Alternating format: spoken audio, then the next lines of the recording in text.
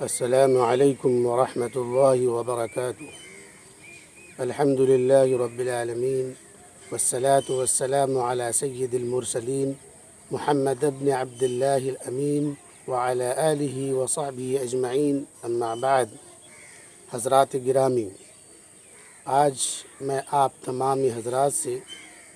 مومن کے اخلاق کے سلسلے میں کچھ گفتگو کرنا چاہتا ہوں۔ محترم حضرات، حضور پاک صلی اللہ علیہ وسلم اپنے اخلاق کے ذریعے سے پوری دنیا میں اسلامی نظام کو قائم فرمایا،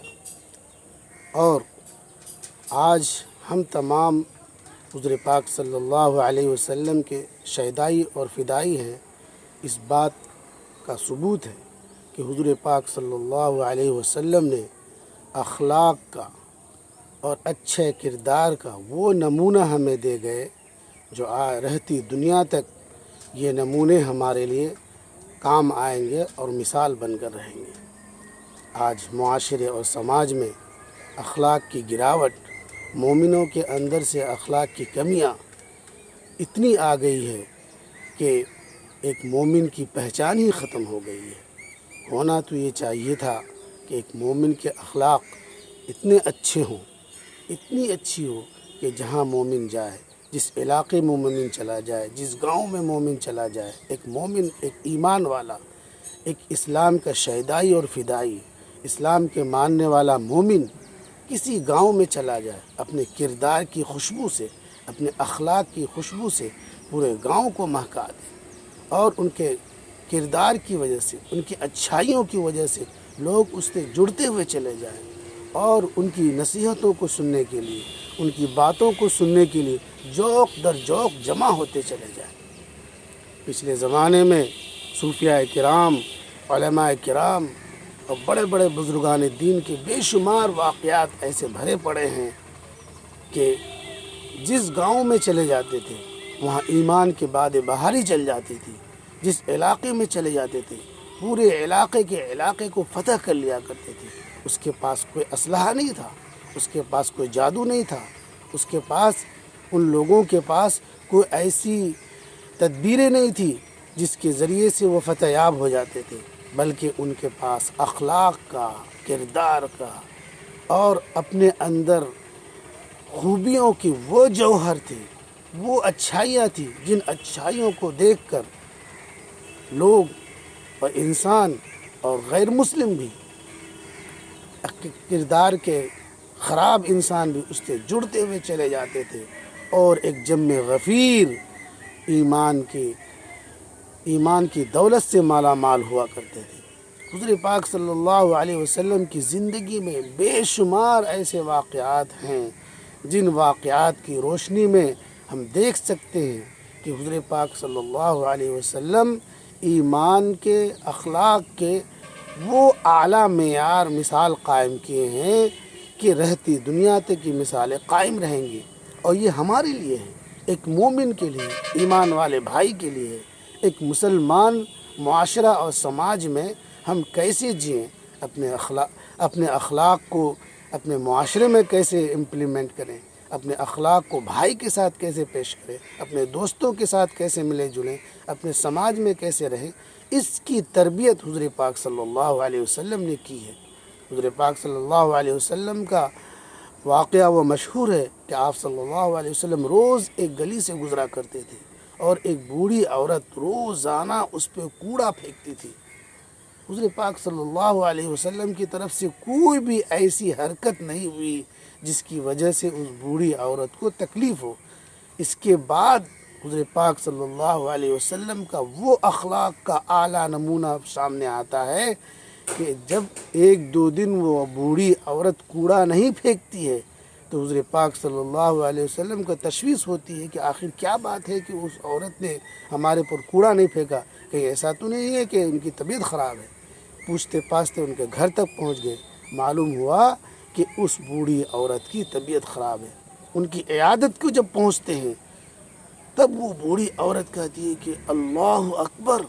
یہ شخص کیسا ہے، یہ تو انسان ہو ہی نہیں سکتا۔ واقعتاً یہ بات جو کہتا ہے وہ سچ ہے، صحیح ہے۔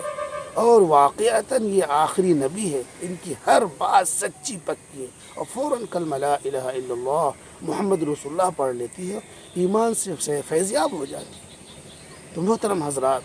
ہم تمام کو بھی معاشرے میں، سماج میں، خاندان میں، علاقے میں اپنے ایمان کا، اپنے اخلاق کا وہ اعلیٰ نمونہ پیش کرنا ہے جس اخلاق کے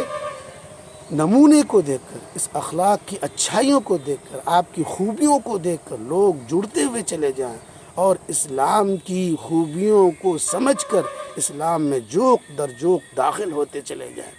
آج اخلاق کے اتنی گراوٹ آ گئی ہے کہ لوگ ایک مومن کے نام سے، ایک ایمان والے بھائی کے نام سے متنفر ہو گئے، نفرت کرتے ہیں کہ یہ تو جھوٹ بولتا ہے، یہ تو دھوکہ دیتا ہے، ارے یہ مسلمان ہے، ان کے اخلاق ٹھیک نہیں ہوں گے، ان کو تو بات کرنے کا طریقہ نہیں آتا ہے۔